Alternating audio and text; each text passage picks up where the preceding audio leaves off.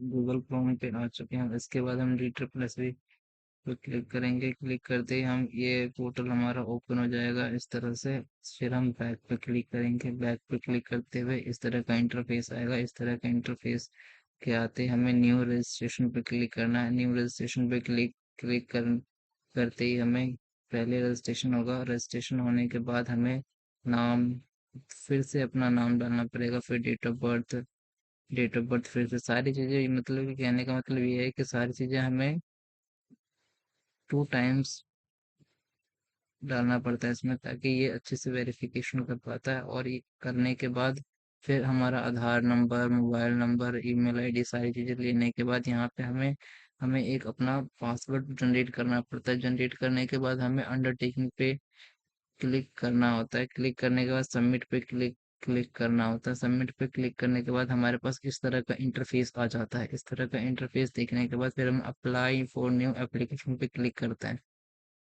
Apply for new application पे click करते हैं। जितनी भी लेटेस्ट वैकेंसी होती है डी ट्रिपल बी में इस तरह से खुलती है। अगर आपको कोई किसी भी रिलेटेड वैकेंसी से रिलेटेड इंफॉर्मेशन जानना है तो आप ये डाउनलोड पीडीएफ पे क्लिक करके जान सकते हैं। जैसे कि मैंने इस असिस्टेंट टीचर प्राइमरी पे क्लिक करा है और इस तरह से हमारा पीडीएफ डाउनलोड हो चुका है। और डाउनलोड होने के बाद हम इस पीडीएफ पे क्लिक करेंगे। क्लिक करते हुए हमारा इस तरह का इंटरफेस आ जाएगा। ये पूरा पीडीएफ है।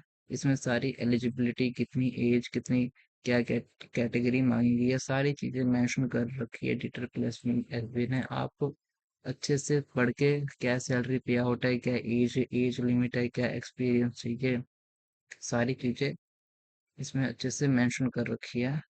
और किस तरह से हम अप्लाई कर सकते हैं, कौन सा डेट है अप्लाई करने का, सारी चीजें बता रखी है इसमें। ठीक है, तो उम्मीद है कि आपने ये सारी चीजें पढ़ रखी होगी। और हम आगे बढ़ते हैं। देखिए जैसे कि बता रखा है, एससी और एसटी को 5 ईयर का रिलैक्सेशन मिलेगा। ओबीसी को 3 ईयर का। पीडब्ल्यूडी पीडब्ल्यूडी और अनरिजर्व कैटेगरी और ईडब्ल्यूएस कैटेगरी को 10 साल का रिजर्वेशन। ये ये एज ये टाइमिंग दे रखा है कि इस इतने से इतनी कैटेगरी को इतने रिजर्वेशन, इतने से इतनी कैटेगरी से इतना रिजर्वेशन मिलेगा।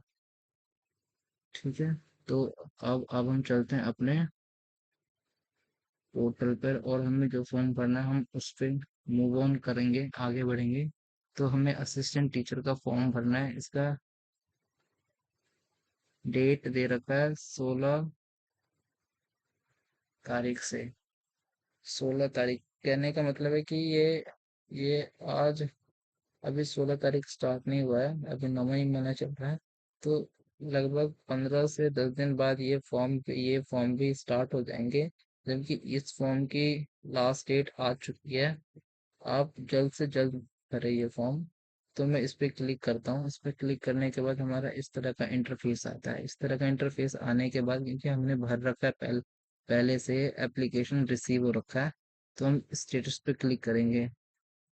स्टेटस पे करने के बाद देखिए, रिपोर्ट अटेंडेंट का फॉर्म हमने पहले से ही फिल कर रखा है।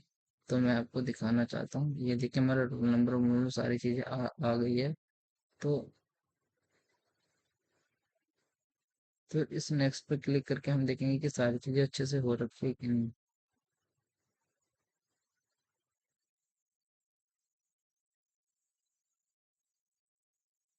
ये देखिए, अब मैं आपको